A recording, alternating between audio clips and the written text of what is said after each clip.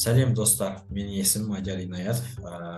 Бүгін сіздермен бронхиальный астма туралы талдайтын боламыз.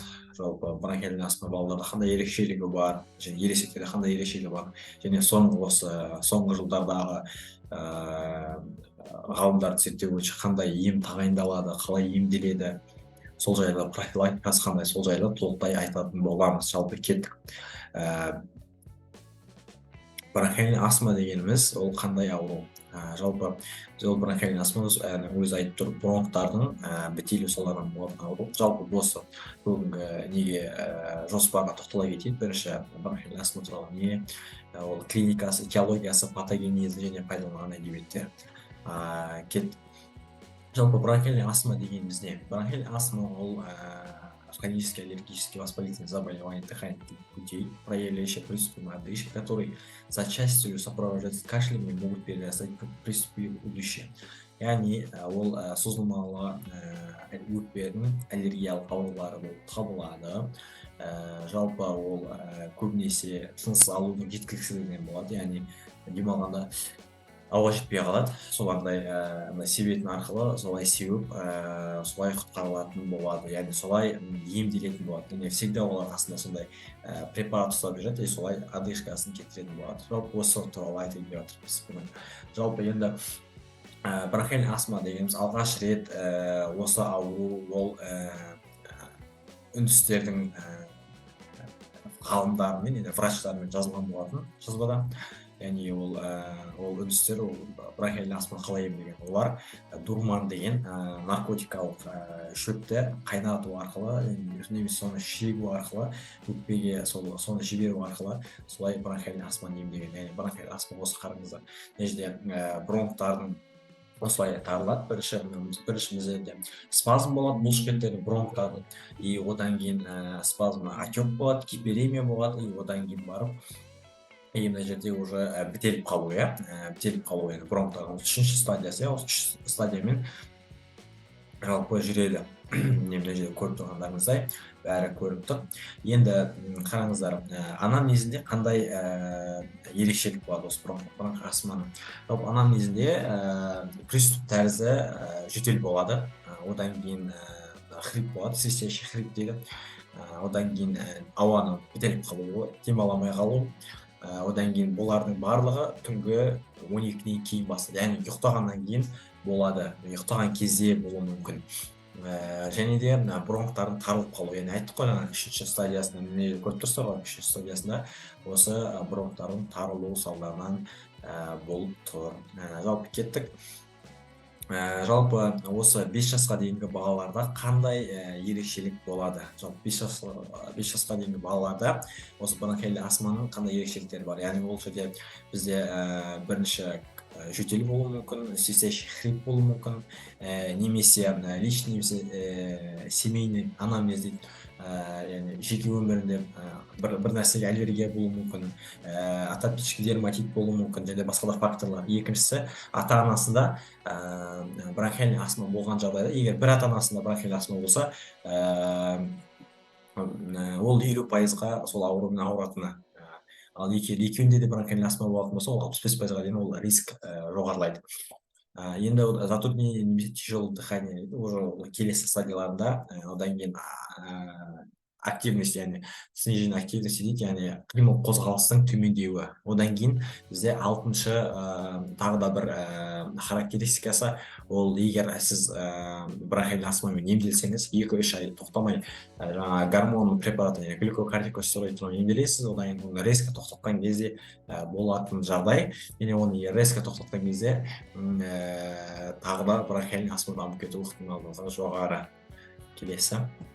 Жалпы осы бронхиальный астма бойынша бізде осы Мартинес деген ғалым бар, 1995 жылы сол ғалым осындай индекс ашты. Индекс риска астмы дейді, API деп аталады, немесе осы неде біз критерийлеріне қарап, ода астма бар ма, жоқ па, риск развития дейді ғой, даму ықтималдылығы бар ма, жоқ па, соны біліп береміз. Яғни ол егер бір үлкен критерий болатын болса, немесе екі кішкентай критерий болған кезде, бір үлкен критерий болған кезде ол мына жерде жазылып тұр, иә, один большой критерий деп. У одного из родителей подтвержден диагноз бронхиальной астма, яғни ата анасының біреуінде бронхиальный астма болған кезде, біріншісі, одан кейін подтвержден диагноз атопический дерматит, атопический аллергиялар барлығы болған кезде осы бронхиальный астманың даму ықтималдығы болады. И одан кейін чувствительность к ингаляционным аллергенам дейді. Ингаляциялық препаратпен беретін препараттарға аллергия болған кезде тоже бұл үлкен риск развития бронхиальной астмы. Келесі ол или два малых критерий дейді, аллергический ринит болған кезде, мұрын аллергияға қабынуы, сосын чувствительность к пищевым аллергенам, тамақ жеген кезде, цитрусовый жемістерге, немесе басқа да жемістерге аллергия болған кезде, эозинофилия, немесе эозинофил организмде көбейіп кетеді, 4%-тен жоғарылап кетсе, ол уже бізде аллергия болып жатыр, яғни адам организмі соған қарсы жұмыс істеп жатыр дегенді білдіреді. Енді бронхообструкция дейді, бронхтардың обструкциясы кезінде РС вирус арқылы жұқтырылған кезде осы критерийлердің салдарынан уже риск развития болуы мүмкін, яғни даму тәуелділік болуы мүмкін. Жалпы енді бізде этиологиялық фактор бар, осы бронхиальный астманың екі этиологиялық факторы бар, ол внутренний, яғни ішкі факторлар и внешний факторлар. Внутренний факторлар ол генетикалық предрасположение, яғни генетикалық тұқым қуалаушылық, жаңа айтып кеттім, ата анасында болса, немесе бұрын туысқандар ауырған болса, сол кезде даму ықтималдылығы жоғарылайды. Сосын атопия дейді. Атопия деген 70-90% бронхиальный астмамен ауыратын балалардың осы атопический дерматитпен, острый аллергический реакция, аллергиялық ринит салдарынан болуы мүмкін, яғни болады деген зерттеулер бар. Одан кейін бронхиальный гиперреактивность, яғни бронхтардың гиперреактивность, чувствительность немесе реактивность жоғарылап кетеді да, и соның салдарынан осы внутренний факторлар болып табылады. Яғни ол бронх, мысалы, обычно демалатын жерде демалып кетеді, немесе қатты демалатын жерде жай демалып қалады, и соның салдарынан осыны айтады. Ал внешний сыртқы факторларға ол бізде аллерген, экзогенный, не инфекционный, яғни аллерген, сыртта аллергендер, шаң, тозаң, әртүрлі нәрселер. Сосын респираторный инфекцияны айттық, инфекция, риновирусы, метапневмовирус, респираторный синцитиальный вирусы, вирусы грипп, осы вирустардың барлығы бізде внешний фактор болды. Одан триггері. Триггері деген ол ауруды стимуляциялайтын заттар.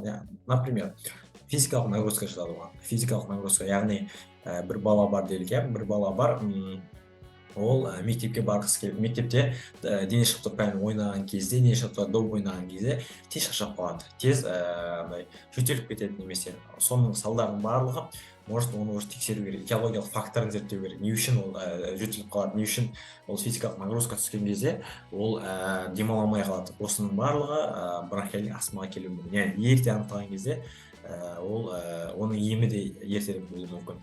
И сосын мына жерде фотода көріп тұрғандарыңыздай пассивный гипоксия деп аталады, яғни біреу темекі шеккен кезде соның қасына тұрып демалу салдарынан болады. Жалпы келесі бізде психоэмоциональная нагрузка болады, одан изменение метеоситуация. Метеоситуация дегеніміз не? Метеоситуация дегеніміз ол депрессияға түсу, немесе ұрсу, сондай жағдайларды айтады да. Одан кейін загрязнение воздуха, яғни ауаның дұрыс емес болуы. Осының барлығы сыртқы факторлар болып табылады. Енді келейік, міне осы жерде көрініп тұрғандай аллергендер. Неге аллерген болуы мүмкін? Бірінші ол шерсть, перхоть, животное, нелердің сыртқы киімдер болуы мүмкін, мысалы шуба болуы мүмкін, сол нәрселерге адамның аллергиясы болуы мүмкін. Сосын немесе домашний пыль, мысалы клещ домашний пыльдарға болуы мүмкін, сосын таракандарға болуы мүмкін. Сосын мысалы пыльцевые аллергены, например, табиғатқа, продукты питания жеген кезде, мысалы кейбір тамақтар дұрыс жей алмайды. И одан кейін профессионал аллергены, например, ең көп аллергендер осы ыдыс жуатын, сосын жаңағы киім жуатын, соның барлығына негізі көбінесе аллергия береді, потому что ол синтетикалық заттар ғой. И одан кейін грибки, плесень, жаңағыдай саңырауқұлақтар, солардың барлығына аллергендер болып табылады. И сосын провокаторлар дегеніміз, яғни соны күшейтуші, яғни сізде уже аллерген бар, немесе сізде уже бронхиальный астма бар, бірақ оны немен күшейтесіз, уже курение, яғни сіз темекі шексеңіз, немесе жаңағы пассивный курение дейді, біреу шегіп қасында тұрсаңыз, ол сіздің бронхиальный астмаңызды жоғарылатып жібереді. Одан кейін физикалық нагрузка.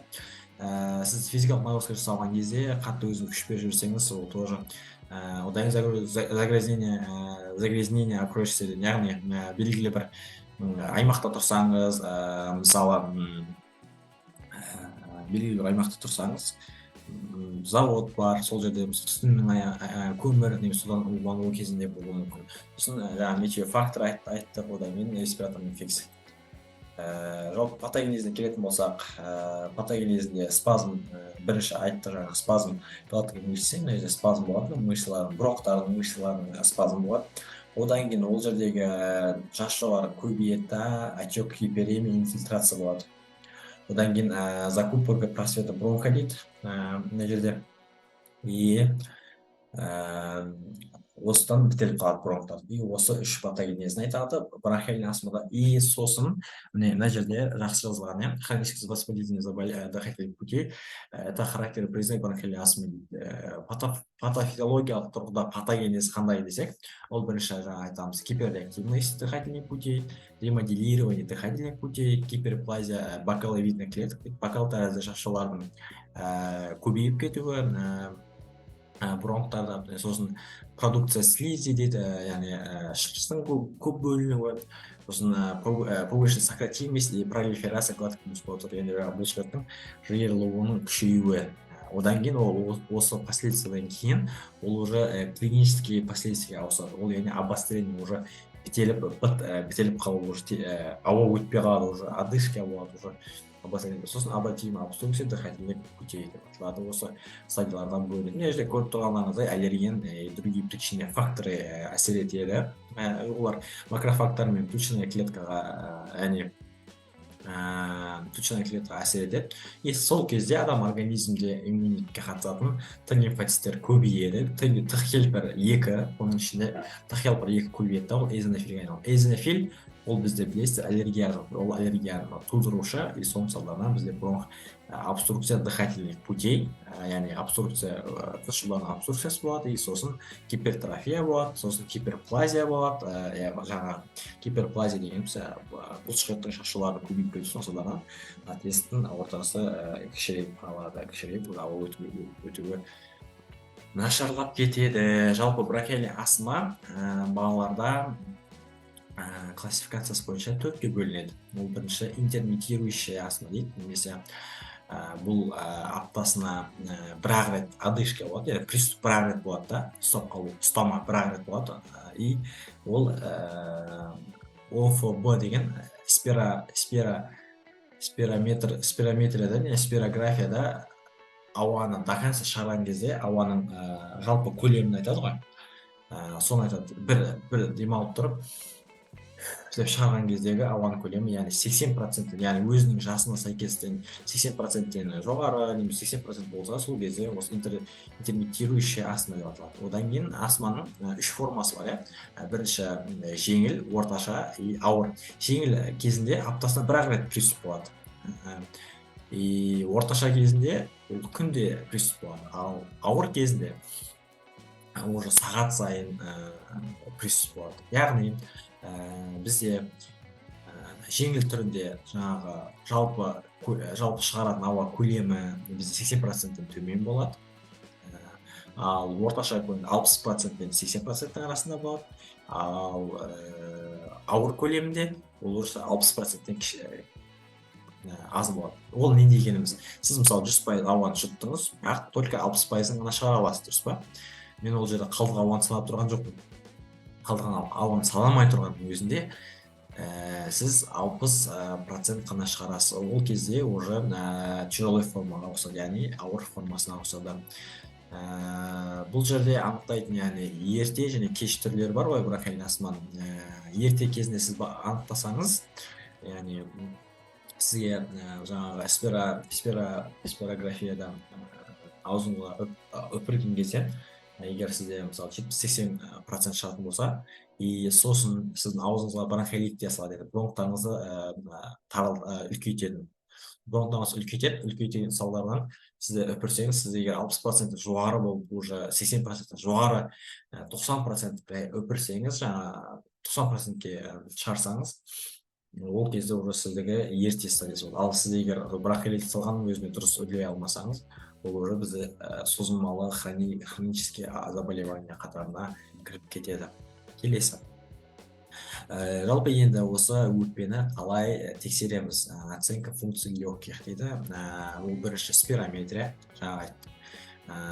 Одан кейін пиклофлоуметрия дейді, яғни бір демді қатты алып, бірден қатты шығарған кездегі күштің көлемі айтады. Одан кейін оценка бронхиальной гиперактивности, яғни бронхтар қалай жұмыс істеп тұр, соны бағалау. И сосын бронхофонография, тоже рентгенографияның бір түрі болып табылады. Мына жерде пиклофлоуметрия туралы айтқан, ол 5 жастан жоғары балаларда жасалынады. Ол азанғы және кешкі уақыттағы пациенттің бір шағындағы күшін есептейді, салдарынан соны есептеп орташа мәнін шығарады. Одан кейін спирометрия.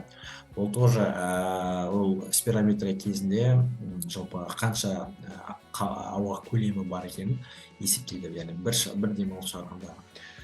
Сосын үшінші фактор кезінде бізде осындай иммуноглобулин Е-ні зерттейді. Егер организмде қанында иммуноглобулин Е көтеріліп кететін болса, ол уже иммунитет күресіп жатыр деген, яғни ол адам организмде аллерген бар деген сөз.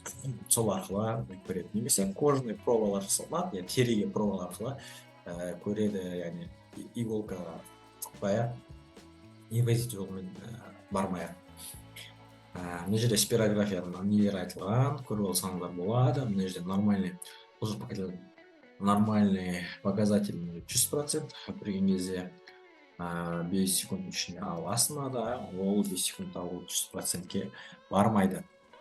Бұл жерде астмада не анықтаймыз? Выразить обструкции, обратимся обструкции и эффективность терапии. Осы спирографияда ОФБ деді. Ол не? Объем, форсированный выдох, яғни шығарған кездегі адам көлемі, шығарған кездегі ауаның көлемі. Енді бізде GENA деген бағдарлама бар, яғни ол астма бойынша бүкіл әлемдегі адамдарды емдеудің жолы болып табылады. Осындай организация құрылған, ол сайтта көрсеңіздер болады.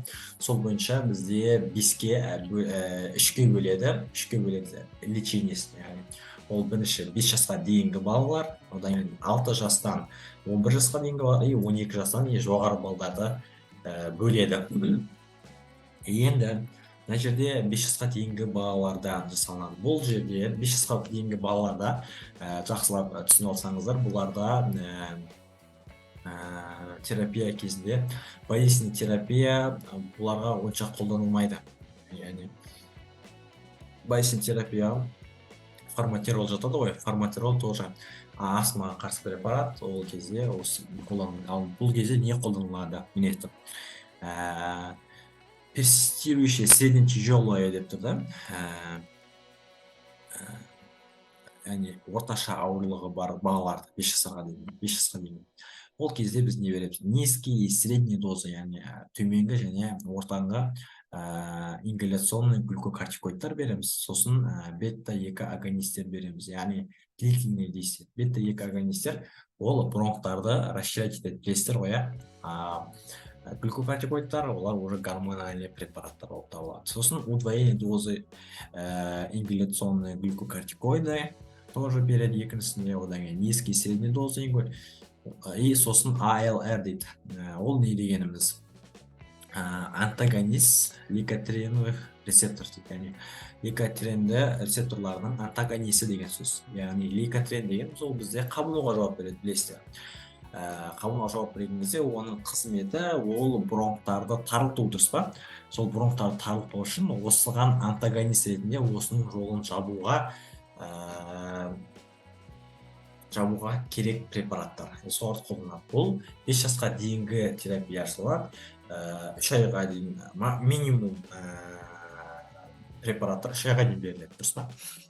Енді бұлардың үлкендерден ересектен айырмашылығы, бұларда 3 айға дейін беріледі. Себебі ерте фазасында танылса, бұларды емдеуге және контроль жасауға болады. Жалпы бронхиальный астма негізі толықтай 100%-ға емделмейді. Ол тек ол ауруды контролировать етуге ғана жасалынады. Міне мына жерде дети 6 және 11 жас аралығындағы балалар қандай жолмен емделеді. Бұл кезде бірінші 2020 жылғы GINA бойынша рекомендация GINA бірінші ступеньде ингаляционный глюкокортикостероидтер береді. Одан кейін короткодействующий бета-2 агонисттер береді, КДБА деген сол бірінші ступеньде. Одан кейін екінші ступеньде низкие дозы ЕКС ежедневно уже күнделікті береді. Или только ауырған кезде береді бірінші ступень. Одан күнделікті береді и қосымша АЛТР, яғни антагонист гликотриеновых рецептор, жаңа айтып кеткен жағдай.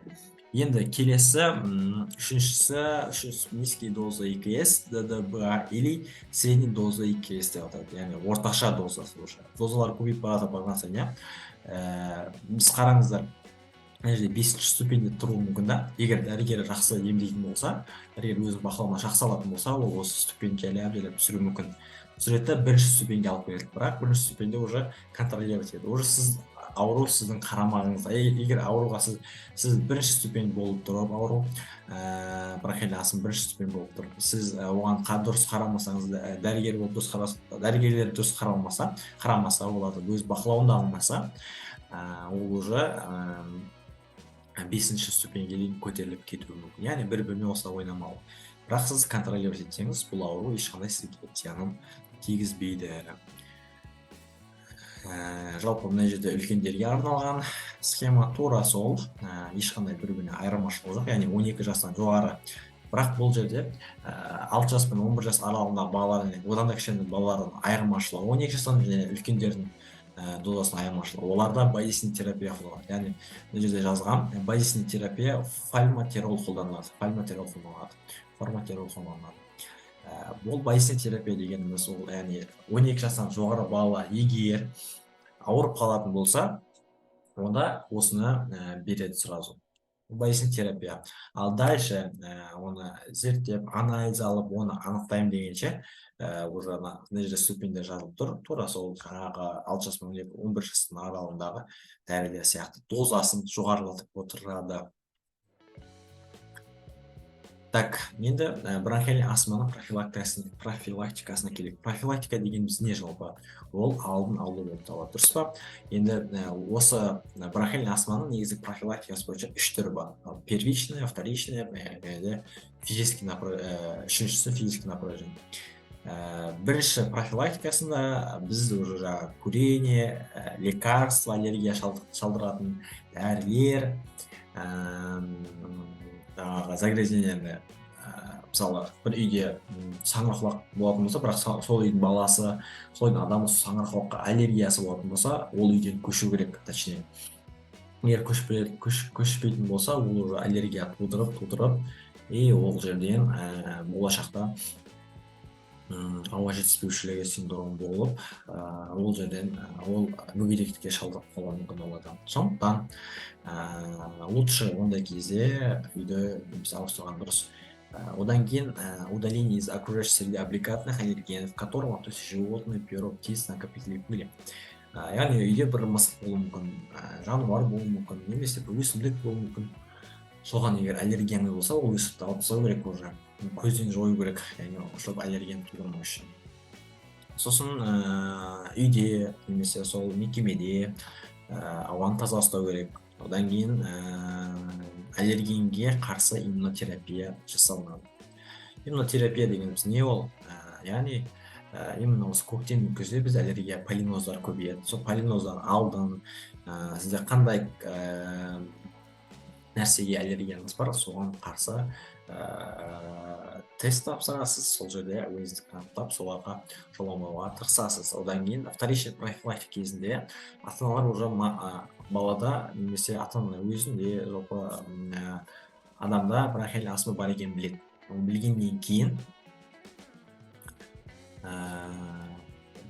оны қалай емдейді, оны қалай дұрыстайды, қалай аллергеннен қорғанады, сол туралы өзі не береді, осы астма школада үйретеді. Яғни ол дәрігерлер үйретеді, сол дәрігердің несін жақсылап тыңдап алып и соны жасау керек, өмірге сіңдіру керек. Одан кейін үшіншісі ол физическое напряжение, яғни оған